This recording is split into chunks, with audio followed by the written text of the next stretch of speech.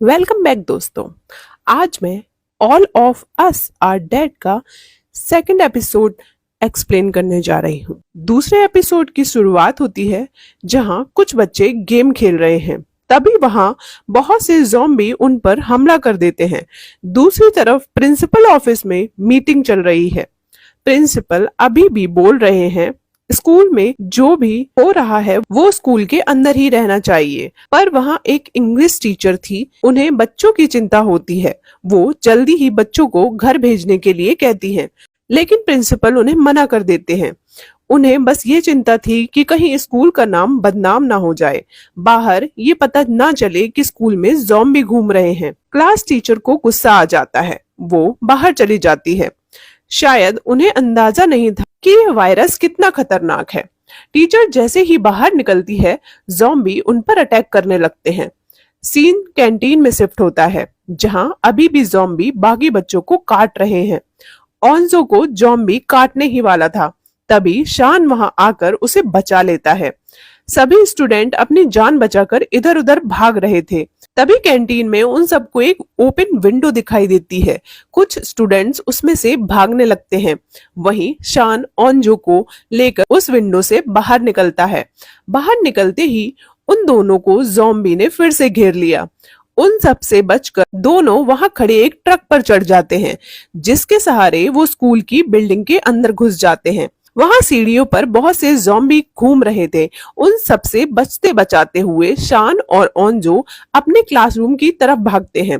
उस क्लास में कुछ और बच्चे पहले से ही छुपे हुए थे, बट वो दरवाजा नहीं खोलते। शान और ओंजो बहुत रिक्वेस्ट करते हैं, तब जाकर स्टूडेंट्स उन्हें क्लासरूम के अंदर आने देते हैं। वहीं दूसरी तरफ सुयोक और नामरा को उसी क्लास के बाहर सीढ़ी लगी हुई मिलती है।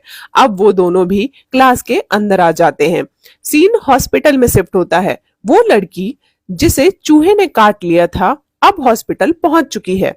डॉक्टर उसका ट्रीटमेंट स्टार्ट करते हैं। दूसरी तरफ मिस्टर ली को दिखाया जाता है। पुलिस उनसे पूछताछ कर रही है। इंटेरोगेशन के दौरान मिस्टर ली बताते हैं पहले वो एक साइंटिस्ट हुआ करते थे। वो बताते हैं उनका बेटा बहुत ज्यादा डरपोक लड़का था। वो कभी अपनी आवाज नहीं उठा पाता था, बिल्कुल एक चूहे की तरह। इसलिए मिस्टर ली ने एक एक्सपेरिमेंट किया। उन्होंने चूहे और बिल्ली को एक साथ बंद रखा। चूहा हमेशा बिल्ली से डरा रहता था, पर एक समय आया जब चूहे ने बिल्ली से डरना बंद कर दिया। अब मिस्टर ली ने उस समय जो चूहे के हार्मोन्स थे उन्हें निकाल लिया, उसे अपने बेटे की बॉडी में ट्रांसफर कर दिया। मिस्टर ली को लगा जैसा चूहा उस समय निडर था, उनका बेटा भी वैसा ही हो जाएगा। वो इस सब प्रोसेस का day by day video shoot भी कर रहे थे। तभी उनके बेटे पर ये एक्सपेरिमेंट उल्टा असर करने लग जाता है। वो एक ज़ॉम्बी में बदल जाता है। उसने सबसे पहले अपनी माँ को काटा था, फिर मिस्टर ली ने उन दोनों को बांध कर रखा था। सीन हॉस्पिटल में शिफ्ट होता है, जहां उस ज़ॉम्बी लड़की ने सबको काटना शुरू कर दिया था, जिससे वहां बहुत से लोग ज़ॉम्बी बन गए थे। अब हमें उस लड़की को दिखाया जाता है जो बीमार होने की वजह से स्कूल से सही टाइम पर घर के लिए निकल गई थी। दूसरी तरफ स्कूल के एक एथलीट ग्रुप को दिखाया जाता है जो शायद अपनी एक्टिविटी करके स्कूल बस से स्कूल वापस आ रहे हैं। जैसे ही वो स्कूल के बाहर पहुंचते हैं तो बच्चों को ऐसी हरकतें करते देख शॉक्ड हो जाते हैं। सीन क्लासरूम में शिफ्ट होता है, जहां सारे बच्चे क्लासरूम में रखे हुए बैग्स में फोन ढूंढने की कोशिश करते हैं। उन्हें एक बैग में फोन मिल जाता है।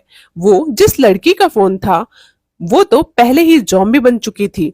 शान वो फोन दरवाजे के पास जाकर फेस से लॉक खोलने की कोशिश कर रहा होता है।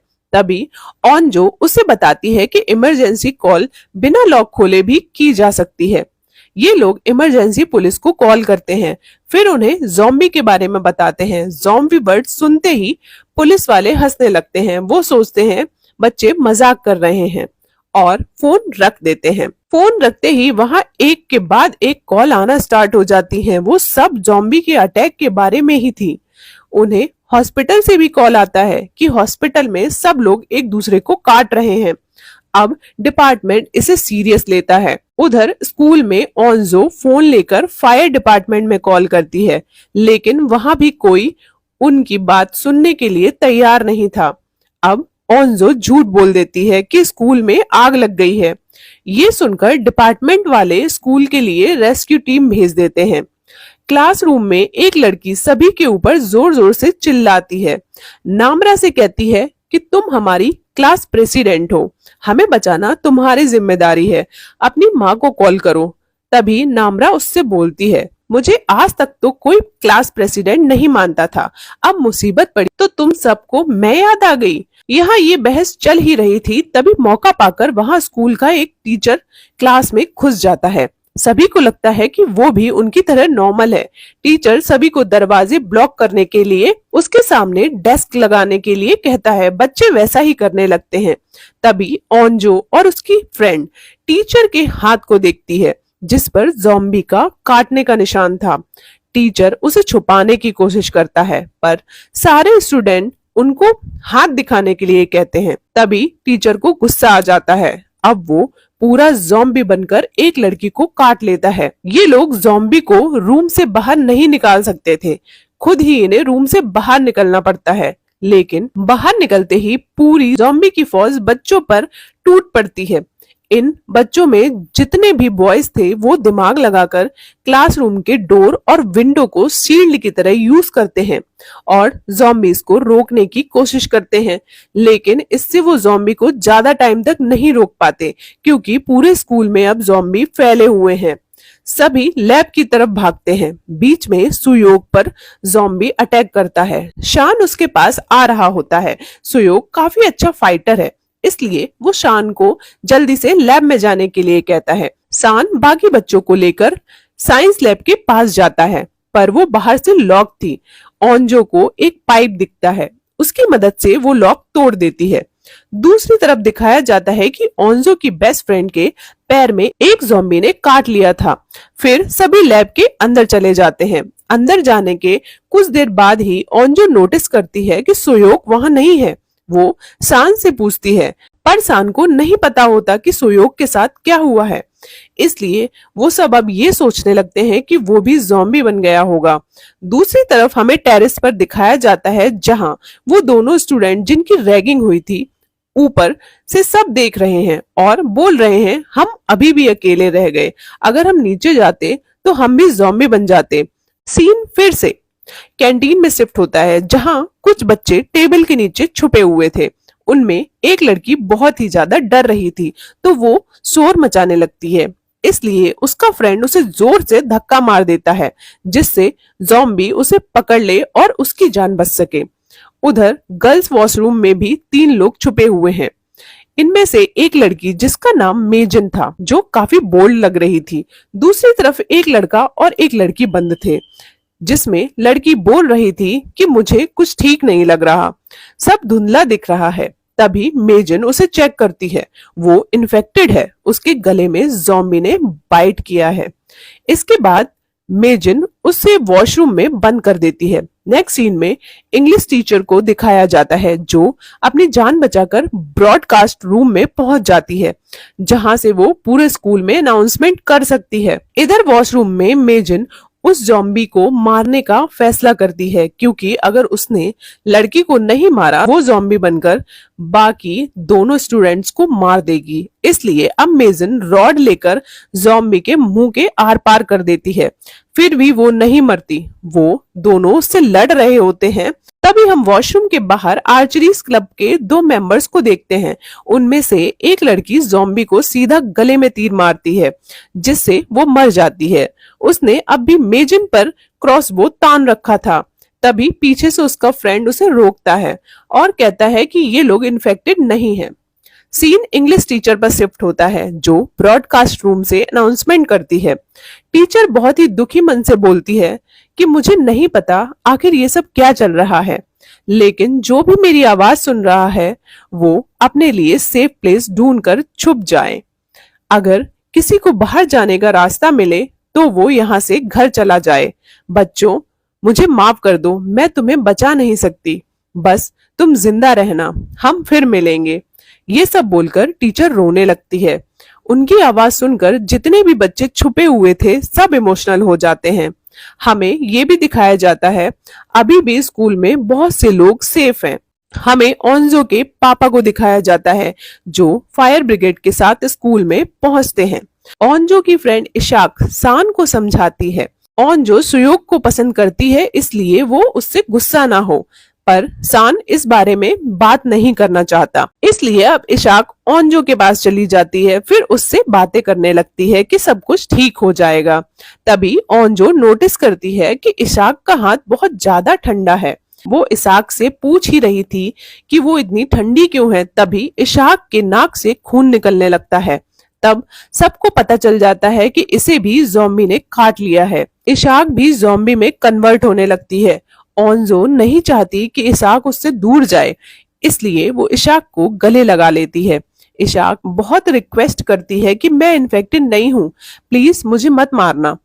तभी वो पूरी तरह से ज़ॉम्बी में बदल जाती है। अब सबसे पहले ओंजो पर ही अटैक कर देती है। सान ओंजो को बचा लेता है। इस बीच इसाक खिड़की से नीचे लटक जाती है। अब ओंजो दौड़कर उसका हाथ पकड़ लेती है। वो उसे मरने नहीं देना चाहती। उसके साथ बिताए हुए सारे अच्छे पलों को याद करती है, क्योंकि वो दोनों बचपन से ही बेस्ट फ्रेंड थे। तभी शान स्टूल से मारकर इसाक को नीचे गिरा देता है। ये देखकर ओंजो बहुत दुखी होती है, फिर वहीं बैठकर रोने लगती है। दूसरी तरफ हमें सुयोग दिखाया जाता है जो अभी मरा नहीं था। उसने फाइट करके खुद को बचा लिया था। वो ज़ॉम्बी से छुपकर एक रूम में बैठा हुआ है और अभी भी बाहर निकलने का रास्ता ढूंढ रहा है। उधर साइंस लैब में सारे ज़ॉम्बी खिड़की से घुसने की कोशिश कर रहे हैं, इसलिए सबको लगता है अब ज्यादा देर तक वो यहाँ सेफ नहीं रह पाएंगे, उन्हें कहीं और छुपना पड़ेगा। तभी सान को वो पाइप दिखाई देता है जिससे ओंजो ने लैब का लॉक तोड़ा था। वो थोड़ा सा दरवाजा खोलकर उसे उठाने की कोशिश करता है, क्योंकि बाहर बहुत सारे ज़ॉम्बी थे। लेकिन थोड़ी देर मेहनत करने के बाद वो पाइप को अंदर खींच लेता है। उसे एक रस्सी की तरह यूज करके विंडो से नीचे लटका देता है, जिससे वो लैब से भाग सके। सान नीचे उतरकर सेफ रूम ढूंढने जाने वाला था। तभी वो ओंजो को उदास देखकर रुक जाता है। अपनी जगह अपने फ्रेंड को नीचे भेज देता है। उसका फ्रेंड नीचे उतरता है। नीचे वाले रूम में ज़ॉम्बी भरे हुए थे, इसलिए वो और नीचे जाता है। जो ब्रॉडकास्ट रूम होता है उसे वहां इंग्लिश टीचर मिल जाती है। फिर वो बाकी स्टूडेंट को भी नीचे आने को कह देता है। एक एक करके सारे स्टूडेंट नीचे उतरने लगते हैं। अब लास्ट में सान और ओंजो लैब के अंदर बचते हैं। ओंजो नीचे नहीं जाना चाहती। वो कहती है अब यहाँ कोई नहीं है जो मुझे पसंद हो। सान उसे समझाता है अभी भी बहुत से लोग हैं जो तुम्हें पसंद करते हैं, जैसे कि तुम्हारे पापा, इसलिए उनके बारे में सोचो और यहाँ से जल्दी नीचे उतरो। इस बार ओंजो मान जाती है, फिर नीचे उतर जाती है। अब सान अकेले बचा था। तभी लैब में ज़ॉम्बीज घुस आते हैं। वो ओंजो के नीचे पहुंचने का वेट करता है, क्योंकि अगर वो अभी नीचे उतरने लगा तो पाइप टूट सकता है और दोनों ही मारे जाएंगे। उधर सुयोग चुपचाप रूम से बाहर निकलने की कोशिश कर रहा था, लेकिन तभी एक आवाज होती है जिससे ज़ॉम्बी को पता चल जाता है कि वहां कोई है। ज़ॉम्बी सुयोग पर अटैक करते हैं। वो उनसे फिर से फाइट करता हुआ एक विंडो से बाहर आ जाता है और दूसरी तरफ जाने लगता है। उधर सान अभी भी रूम के अंदर था। बाकी सारे स्टूडेंट नीचे रूम में उसका वेट कर रहे थे। तभी हमें दिखाया जाता है सान विंडो से नीचे गिर रहा है और उसके साथ साथ बहुत से ज़ॉम्बी भी नीचे गिर जाते हैं। रूम से स्टूडेंट ये सब देख रहे हैं। फिर ये एपिसोड यहीं खत्म हो जाता है। आगे की कहानी जानने के लिए बने रहिए मेरे साथ। मिलते हैं नेक्स्ट वीडियो में। तब तक के लिए goodbye and take care.